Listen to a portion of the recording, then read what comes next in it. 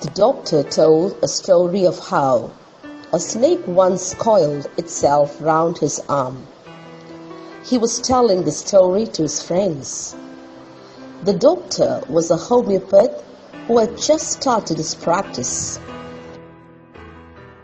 He lived in a small rented room. It was not in a very good condition. It wasn't electrified. It had a tiled roof, and the room was full of rats. One hot summer night, the doctor returned to his room after having his meal at a restaurant.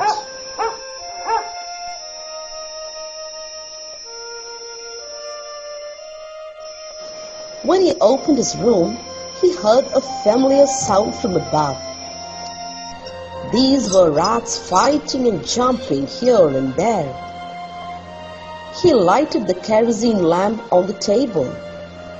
He took off his coat, white shirt, and the dirty vest. He sat down on the chair. There was a large mirror on the table. He looked into the mirror. He decided to shave daily and grow a thin mustache to look more handsome. He smiled while looking into the mirror. It was a charming smile. He also decided to wear the charming smile on his face to look more handsome. A lovely thought came to his mind. He would marry a rich lady doctor. His wife must be so fat that when he committed any mistake and needed to run away, she might not be able to catch him. While on his chair, he heard a thud. Before he could understand anything, a fat snake wriggled over the back of the chair and landed on his shoulder. Then it slid from his shoulder and coiled round his left arm above the elbow.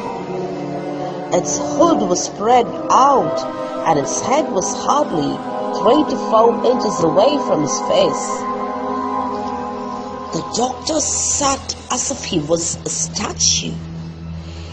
He thought of only one help, the help from the Almighty. God appreciated that. The snake turned its head and looked into the mirror.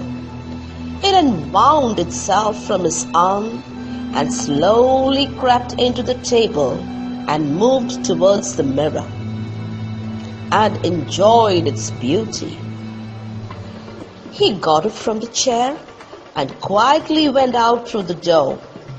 Then the doctor ran till he reached his friend's house. He came back to his house only the next morning with his friend and 1 or 2 others. He had come to move his things from there.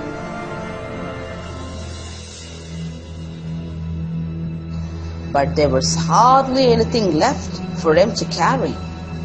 Some thief had removed most of his things except the dirty vest. There was no sign of the snake either.